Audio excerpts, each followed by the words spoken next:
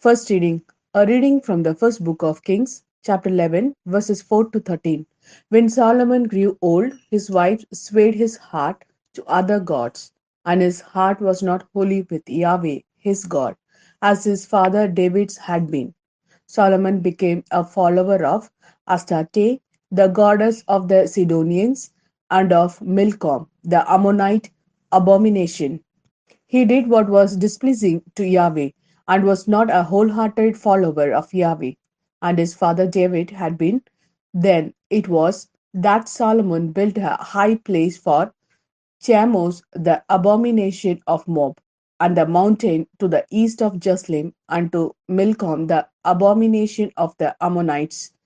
He did the same for all his foreign wives, who offered incense and sacrifice to their God. Yahweh was angry with Solomon because his heart had turned away from Yahweh, God of Israel, who had twice appeared to him and had forbidden him to follow other gods.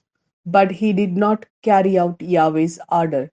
Yahweh therefore said to Solomon, "Since you have behaved like this and have not kept my covenant or the laws which I laid down for you, I shall tear the kingdom away from you and give it to one of your servants.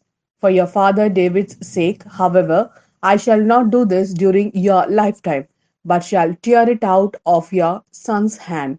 Even so, I shall not tear the whole kingdom from him for the sake of my servant David, and for the sake of Jerusalem, which I have chosen.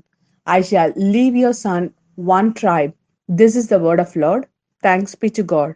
A reading from the Gospel according to Mark, chapter 7, verses 24 to 30. He left that place and set out for the territory of Tyre. There he went into the house and did not want anyone to know he was there, but he could not pass unrecognized. At once a woman whose little daughter and an unclean spirit heard about him and came and fell at his feet. Now this woman was a Gentile, by birth a Syro-Phoenician, and she begged him to drive the devil out of her daughter.